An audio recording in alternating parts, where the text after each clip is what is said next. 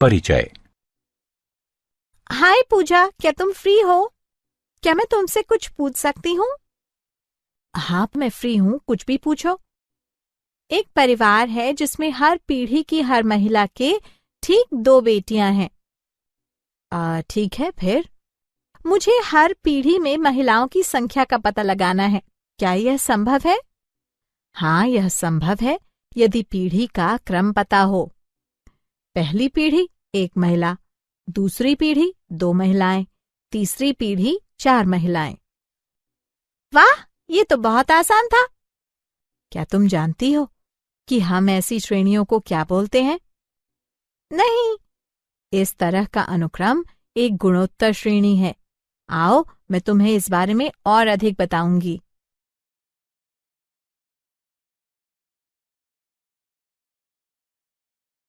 उद्देश्य।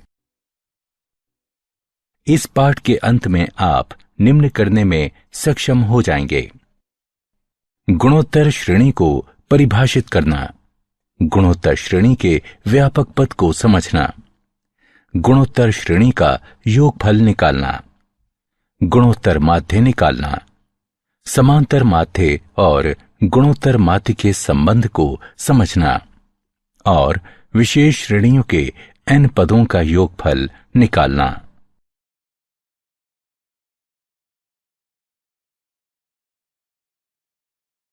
परिभाषा। एक गुणोत्तर श्रेणी या जीपी एक अनुक्रम है जिसमें प्रथम पद को छोड़कर हर नया पद अपने पिछले पद में एक अचर गुणांक r से गुणा करके प्राप्त किया जाता है।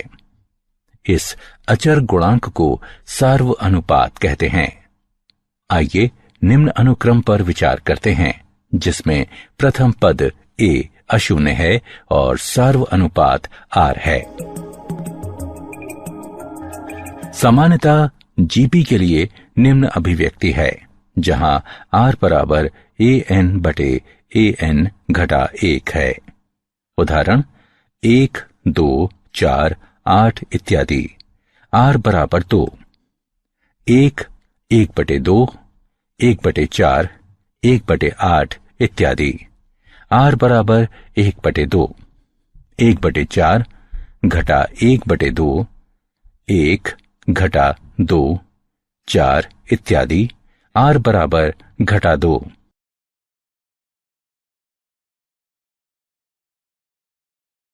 गुणोत्तर श्रेणी का nवां पद।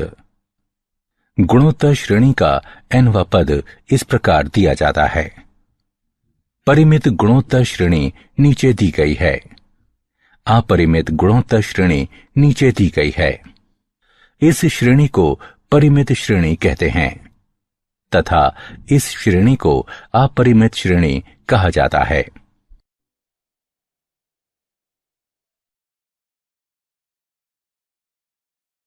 उदाहरण, गुणोत्तर श्रेणी का 7वां पद चौथे पद से 8 गुना है।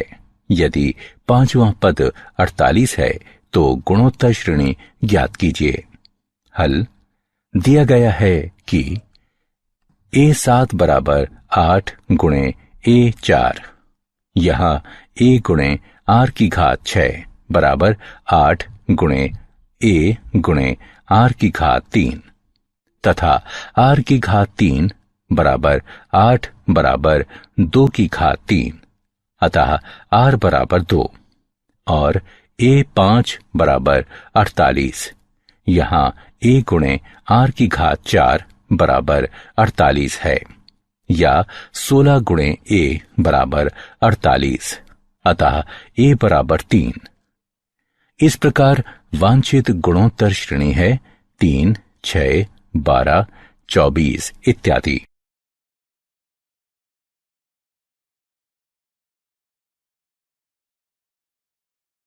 गुणोत्तर श्रेणी के n पदों का योगफल। मान लीजिए कि हम गुणोत्तर श्रेणी के पहले n पदों का योगफल निकालना चाहते हैं तो हमें ये मिलता है तथा इसे एक गुणोत्तर श्रेणी कहा जाता है।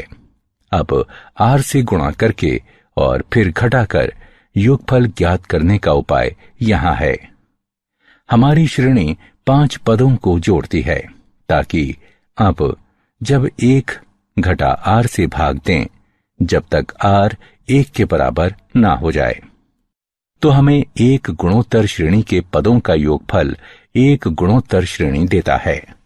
यदि प्रथम मान a है तथा सार्व अनुपात r है, तो पहले n पदों का योगफल Sn बराबर a 1 घटा r की घात n बटे 1 घटा r, बशर्ते r 1 के बराबर ना हो।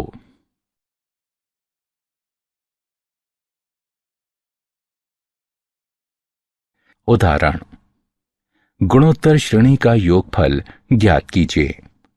2 जमा 6 जमा 18 जमा 54 जमा इत्यादि तथा श्रेणी में 6 पद हैं। हल। यहां इस श्रेणी में हमारे पास a बराबर 2, r बराबर 3 और n बराबर 6 है। अतः Sn बराबर a गुणा 1 घटा r की घात n बटे 1 घटा r। मान रखने पर तथा हल करने पर हमें 728 प्राप्त होता है।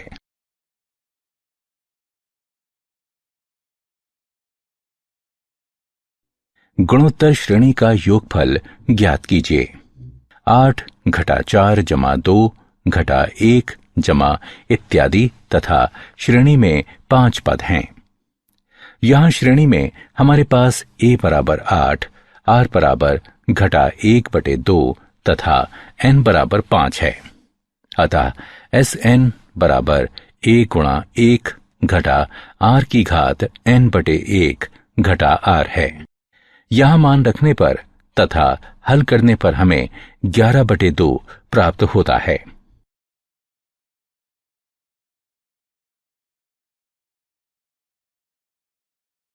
गुणोत्तर माध्य GM। यहां n संख्याओं के गुणन का nवां मूल है। इसका मतलब है कि आप संख्या के एक समूह को एक साथ गुणा करते हैं और फिर nवां मूल लेते हैं, जहां n गुणा किए गए मानों की संख्या है। माना कि 2 संख्या a और b का गुणोत्तर माध्य g है। अतः a, g, b गुणोत्तर श्रेणी में है। g बटे a बराबर b बटे g। यहां g वर्ग बराबर a गुणा b, इसलिए g बराबर a गुणा b का वर्गमूल। यदि 2 धनात्मक संख्याएं दी गई हैं, तब गुणोत्तर श्रेणी बनाने के लिए हम उनके बीच कई संख्याएं डाल सकते हैं। माना कि a और b दी गई कोई 2 राशियां हैं तथा माना कि g1, g2, g3 इत्यादि gn तक a और b के बीच रखे गए n गुणोत्तर माध्य हैं, ताकि a, g1, g2, g3 इत्यादि gn तक b एक गुणोत्तर श्रेणी बन जाए। माना कि r सार्व अनुपात है। a और b समेत कुल पदों की संख्या n जमा 2 है।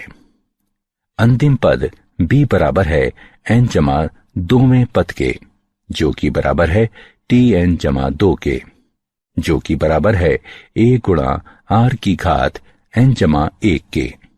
अर्थात b बटे a बराबर r की घात n जमा 1, अर्थात r बराबर b बटे a पूरे की घात 1 बटे n जमा 1। g1 बराबर a गुणा r बराबर a गुणा b बटे a पूरे की घात 1 बटे n जमा 1।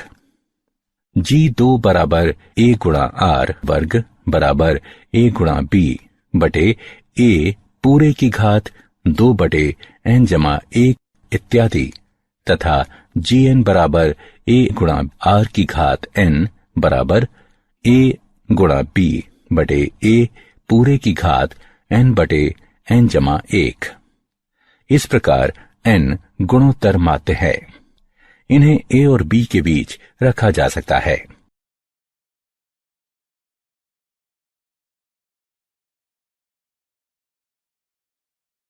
उदाहरण, 3 और 81 के बीच दो संख्याओं को रखें ताकि परिणामी अनुक्रम एक गुणोत्तर श्रेणी हो।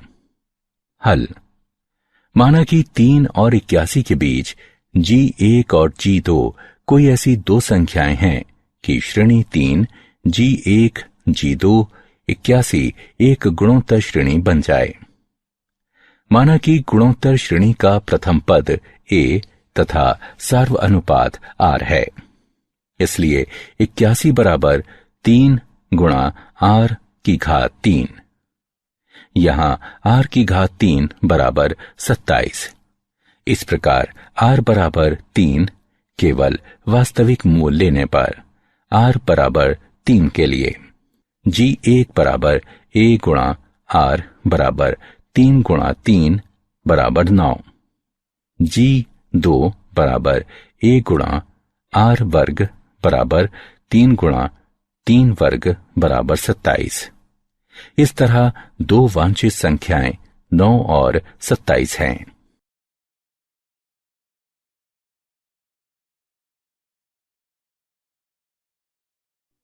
उदाहरण, दो संख्याओं का योगफल उनके गुणोत्तर माध्य का 6 गुना है। दिखाइए कि संख्याएं अनुपात में हैं। हल। माना कि दो संख्याएं A और B हैं।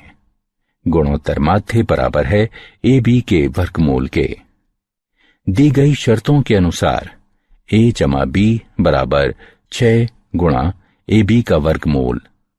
इसे समीकरण 1 से चिन्हित करें, अर्थात A जमा B का वर्ग बराबर 36 गुणे AB है, तथा A घटा B का वर्ग को इस प्रकार भी लिखा जा सकता है, और A घटा B बराबर 4 गुणा 2 का वर्गमूल गुणा AB का वर्गमूल। इसे समीकरण 2 से चिन्हित करें। 1 और 2 को जोड़ने पर तथा समीकरण 1 में A का मान रखने पर हमें प्राप्त होता है A बटे B बराबर 3 जमा 2 गुणा 2 का वर्गमूल गुणा AB का वर्गमूल बटे 3 घटा 2 गुणा 2 का वर्गमूल गुणा AB का वर्गमूल। अतः वांछित अनुपात निम्न है।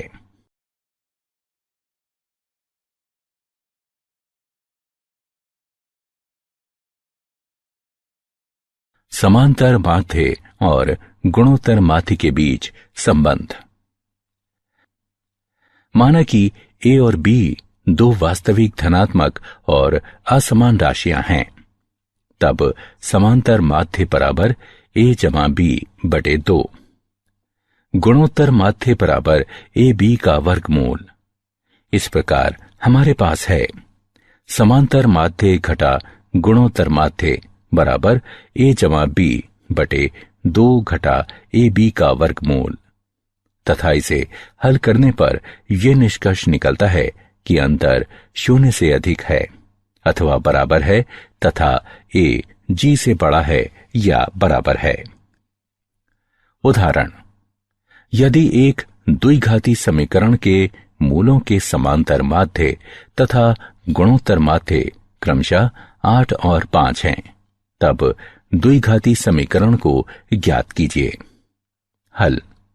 माना कि द्विघाती समीकरण के मूल A और B हैं। दी गई शर्तों के अनुसार समांतर माध्य बराबर A जमा B बटे 2 बराबर 8। यहां A जमा B बराबर 16। समीकरण 1 से इसे चिन्हित करें। गुणोत्तर माध्य बराबर AB का वर्गमूल बराबर 5, अतः AB बराबर 25। इसे समीकरण 2 से चिन्हित करें। द्विघातीय समीकरण निम्नानुसार दिया गया है। x वर्ग घटा x गुणा मूलों का योगफल जमा मूलों का गुणनफल बराबर 0। x वर्ग घटा x गुणा a जमा b जमा ab बराबर 0। समीकरण 1 तथा समीकरण 2 का उपयोग करते हुए x वर्ग घटा 16x जमा 25 बराबर 0। इस प्रकार वांछनीय द्विघाती समीकरण है x वर्ग घटा 16x जमा 25 बराबर 0।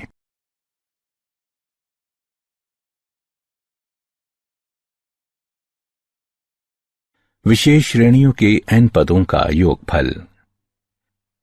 कुछ विशेष श्रेणियों के n पदों का योगफल अर्थात प्रथम n प्राकृत संख्याओं का योगफल, प्रथम n प्राकृत संख्याओं के वर्गों का योगफल, प्रथम n प्राकृत संख्याओं के घनों का योगफल।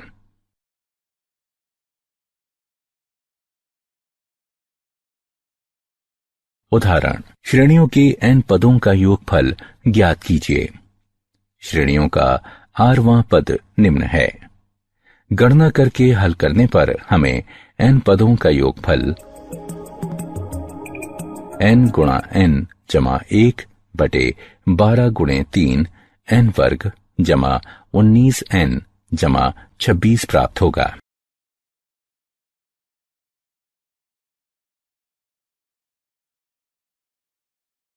क्या आप जानते हैं, हरात्मक श्रेणी एक अनुक्रम हरात्मक श्रेणी हो सकता है यदि उनका व्युत्क्रम रूप एक समांतर श्रेणी हो।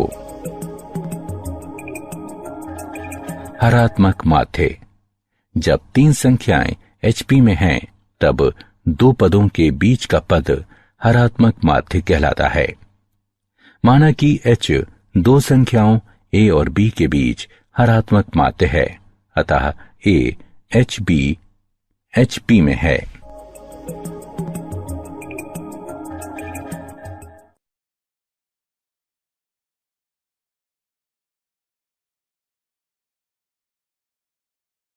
सारांश। आइए हमने जो कुछ सीखा है उसे संक्षेप में दोहराएं। किसी अनुक्रम को गुणोत्तर श्रेणी या GP कहते हैं यदि कोई पद अपने पिछले पद से एक अचर अनुपात में बढ़ता है। इस अचर गुणांक को सार्व अनुपात कहते हैं। साधारणतः हम गुणोत्तर श्रेणी के प्रथम पद को A तथा सार्व अनुपात को R से दर्शाते हैं। गुणोत्तर श्रेणी GP का व्यापक अथवा nवां पद इस प्रकार दिया जाता है। यदि R का मान 1 के बराबर ना हो तो गुणोत्तर श्रेणी के पहले n पदों का योगफल Sn बराबर A गुणा 1 घटा R की घात n बटे 1 घटा R द्वारा दिया जाता है। किसी दो धनात्मक संख्याओं A और B का गुणोत्तर माध्य GM AB के वर्गमूल द्वारा दिया जाता है। अनुक्रम A GP 1 GP है।